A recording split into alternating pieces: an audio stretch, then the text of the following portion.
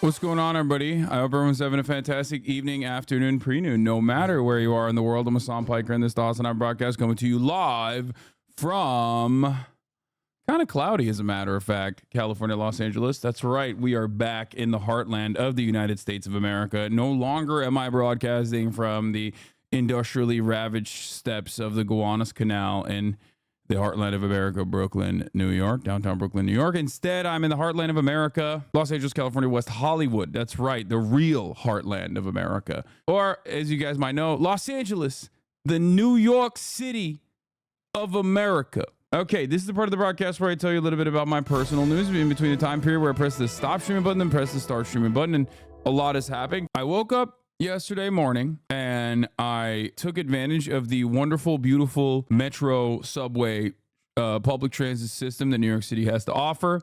I didn't see a single cop on my journey on any of the stops that I was at. Could be because I was going from like Soho to One Trade, but I was genuinely confused as to why there were no Candy Crushers out there. I suspect that it's because they were too busy arresting students in Uptown. Why was I in New York? Well, the real reason why I was in New York was to see my mom. My mom was graduating, or not graduating. She had already graduated, but my mom was finally doing her commencement for her doctorate from NJIT. There's another doctor in the building, Dr. Anne, Dr. Mom, alongside my doctor father. So now there's two doctors in the family officially. In order to do so, we had like a whole arrangement where we brought the entire family together in New Jersey before the commencement. And that's what I was busy doing. I was doing family stuff. Got my my grandfather to hang out with his brother who he hasn't seen in years. That was really cool.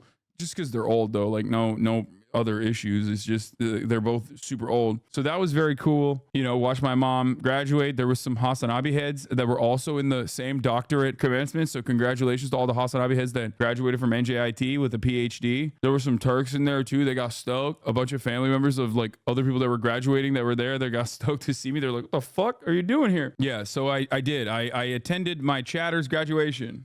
Did you watch the new AC trailer? I did, and I'm very excited about this Assassin's Creed. I really hope that it doesn't have that same like UB bloat that is heavily featured in every single game, because I'm really excited about like the environment, the story, everything else. So we shall see. Right-wing gamers are very mad because it has like a real historical black figure in the game. So it's pretty funny that they're upset about that. Gamers, when it's a historical white figure in a period piece in Japan, they love that shit. Okay, they're pogging their fucking face off. They love that shit. Gamers, when the historical figure is actually black, oh my god, this is so racist and unimaginably anti-Japanese. I hate it. Yeah, it doesn't even have to be a historic white figure. It can be just a white figure at all. They love that shit. X quadrupled down defending saying the N-word because of a soft day only to get owned by his chat.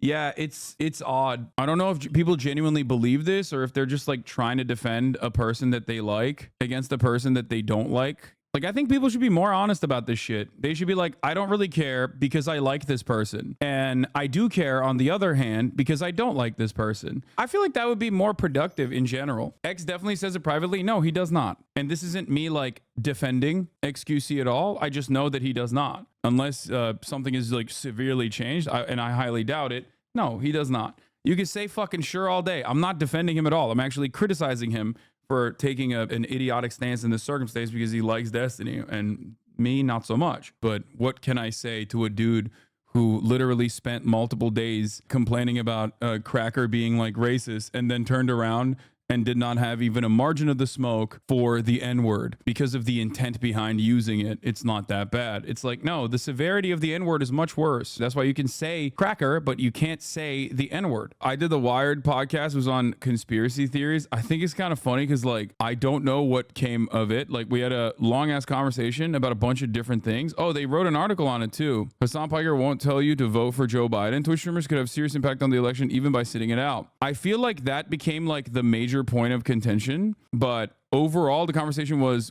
so much more, and I think that they're just like clickbaiting by putting that in there. I would say this was like the only point of contention in the podcast because like both of the journalists, who were wonderful people by the way, former Vice, former Vox, they were kind of shocked about what I said about my advocacy for unconfirmed or like not voting for Joe Biden in the primaries. At least we talked about how scary that is, and I did what I always do and try to explain to people that like it is scary and that they should be scared and that they should at the very very least try to message, like make a calculation internally and try to offer a good faith initiative to say like, no, we do care about young voters. Like, please vote for us. Like, here's what we're doing.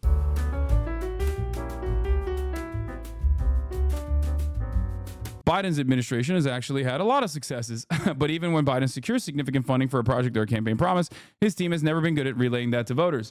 This is actually something I admitted as well. We had this conversation. I said what I always say, which is I like how progressive the Biden administration is when it comes to the NLRB, when it comes to its agencies. You got the FTC.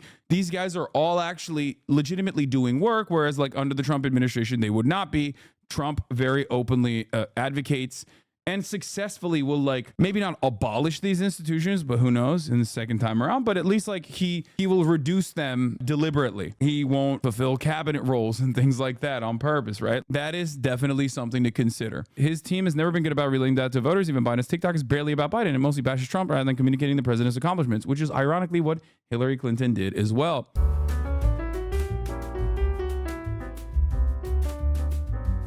The Biden campaign declined to comment on what Hassan said about voting, but it has made, dude, that is so funny to ask the Biden campaign what they have to say about my statement on voting. It's like, I doubt that they care. And why should they really? I mean, they shouldn't. I am insignificant in the grand scheme of things, right? You're pissing off the libs again. Trump supports stopping bodily autonomy for women. Biden does not. Trump supports taking healthcare away from tens of millions of people. Biden does not. Everyone is excited to watch two 80-year-old men yap about a bunch of issues they almost completely align on with respect to policy while acting as though they're miles apart from one another.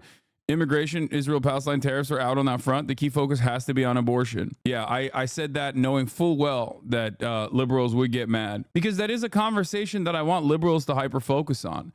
I want liberals to recognize that like every single instance where we have this conversation, the issues keep whittling away. Obviously, there's supposed to be much daylight between Donald Trump and Joe Biden. And yet, as time has gone on over the course of the past 4 years, for example, it seems rather odd that the issues that you could push back on have gotten less and less. You know what I mean? There's like obviously major issues that you can always say like Biden is different on. And I would never in a million years argue against that. I'm not going to sit here and be like, the Republican Party is great on abortion. It's not. I'm not going to sit here and say that I'm a fan of the Republican Party at all. But it is kind of wild that over the course of the past 4 years, under the Biden agenda, under the Biden regime, we have absolutely whittled away some of those key differences. Now, having said that, what about things like labor, man? Such an important issue. Exactly. You are absolutely 100% correct. Except there are glaringly obvious problems in the Biden administration's mishandling of foreign policy that are unconscionable, that people genuinely understandably have a distaste for, and the expectation that, you know, lesser issue voting or lesser evil voting, it will keep them afloat. The expectation that like people will just forget about a lot of these other problems and we won't even need to actually communicate what our issues are, communicate what the fucking white paper is on any of these policies to at least like the most passionate aspects of the fan base is utterly unimaginably nutty. Keith Olbermann, yeah, one of them will put you in a camp if he says you're Muslim or here illegally, or later if you don't speak English or you don't support our religion or you're gay and intellectual and the other won't. At least you won't have to worry about the intellectual part. That's so funny. Keith Olbermann doing the classic liberal thing where it's like, oh yeah, dude, well, you know, considering you're a Muslim, you're about to go to Muslim prison. Yeah, dude, I don't think you hate that much. You know what I mean? As you guys know, the number one thing liberals like to do in a situation like this is instead of like trying to urge the Brandon administration to basically get its shit in order, they're like, yeah, no, actually, if you don't vote for Joe Biden, like you're going to get killed. And I hope that happens. When a liberal gets very scared, instead of going, how do we fix this awful situation? They just hit let's yell at like those who would probably vote for us and have historically voted for us. That's what liberals like doing. I have always been an advocate for the Democratic Party to turn around and actually try to win votes. And I also have been an honest person and have maintained the position that I am not going to sit around and lie to people to go and vote for one person or another, especially if I don't feel it in my heart that it is the right thing to do. I have told people to go out and vote for Joe Biden. I've told people to go out and vote for Hillary Clinton, as a matter of fact. Okay, voting is good. You should always vote down ballot. It is the least important, most important thing you can do. It is not the end all be all. It is not just simply the only part of your civic duties. You certainly do have to, engage in community organizing, activism of sorts, and apply pressure beyond voting if you want anything to happen. However, having said that, this does not mean that the Democratic Party can take your votes for granted. And honestly, it is precisely the reason why the Democratic Party is in a dire situation right now, as the Republican Party is like openly advocating to take more and more of your civil liberties away. And I'm not going to tell you that like there is no daylight between Donald Trump and Joe Biden on some issues. It is just unconscionable to me that like a lot of the major issues that we were told were really important. If you don't vote for fucking Biden, then like, we're going to do the Mexican melting machine. Donald Trump's going to fucking melt every Latino person. And then when Joe Biden is like, no, Jack, I'm the one who knocks. I'm the one who's going to kill all the Mexicans myself. 4 years later, it's like, we just dropped that. Like, oh, okay. So it wasn't significant 4 years ago to you. It was significant to me 4 years ago. You can't constantly fucking go lesser evil voting, lesser evil voting, lesser evil voting only as a way to get yourself to be more evil. Like this does not give you more permission to be more evil.